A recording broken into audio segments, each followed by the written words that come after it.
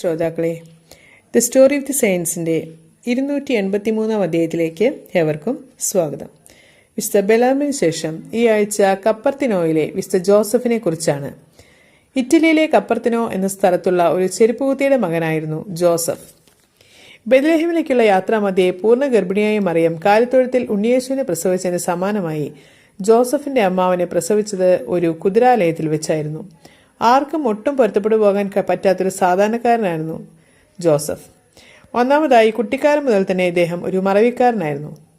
വിധവയായ അമ്മ നുള്ളിപ്പറക്കി ഒപ്പിച്ചുണ്ടാക്കുന്ന ഭക്ഷണത്തിൽ പോലും വരാൻ മറക്കുന്ന കുട്ടി ജന്മസ്ഥലമായ കുപ്പർത്തിനോ ഗ്രാമത്തിലൂടെ അലഞ്ഞു തിരിഞ്ഞു നടക്കുന്നത് പതിവായിരുന്നു. അവന് പഠനം അതികഠിനമായി തോന്നിയിരുന്നു. 17 വയസ്സായപ്പോൾ ഒരു സന്യാസമഠത്തിൽ ചേരാൻ ജോസഫ് ആഗ്രഹിച്ചു. പക്ഷേ അവന്റെ ബുദ്ധിയില്ലാത്ത അവസ്ഥ മൂലം ഫ്രാൻസിസ്കൻ സഭ അവനെ എടുത്തില്ല. പിന്നീട് ഫ്രാൻസിസ്കൻ സഭയുടെ ഒരു ആശ്രമത്തിൽ കന്നുകാലി വളർത്തുകാരനായി അവൻ ജോലി നോക്കി. എപ്പോഴും പ്രാർത്ഥിക്കുകയും ഉപവസിക്കുകയും ദേവാലയത്തിൽ ധ്യാനത്തിന് മുഴുകുകയും ചെയ്തിരുന്ന കന്നുകാലി വളർത്തുകാരനെ ആശ്രമാധികാരികൾ ശ്രദ്ധിച്ചു. അവന്റെ എളിമയും അനുസരണവും ഭക്തിയും മനസ്സിലാക്കിയതോടെ പൗരോഹിത്യം നൽകുവാൻ അവർ തയ്യാറായി.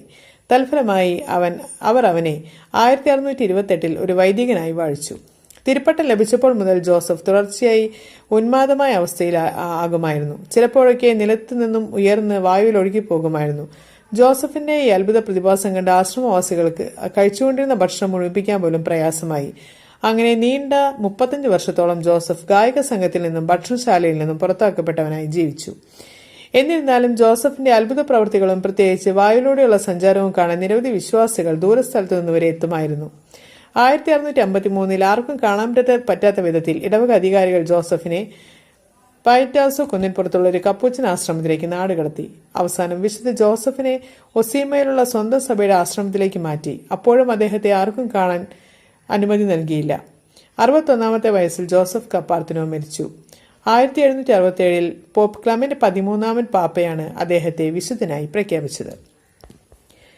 ഇനി നമുക്ക് ഇന്നത്തെ ചിന്താവിഷയം എന്താണെന്ന് ശ്രദ്ധിക്കാം. പ്രയാസങ്ങൾ ഹൃദയം തകർത്താലും പ്രതീക്ഷകൾ കൈവിടരുത്. ഏതൊരു ഇരുട്ടും തുടച്ച് ഒരു നാൾ പ്രകാശം നമ്മെ തേടി വരും. പ്രതീക്ഷിച്ചതിലും അപ്പുറത്തേക്ക് നമ്മെ നയിക്കും. ഏവർക്കും നന്ദി.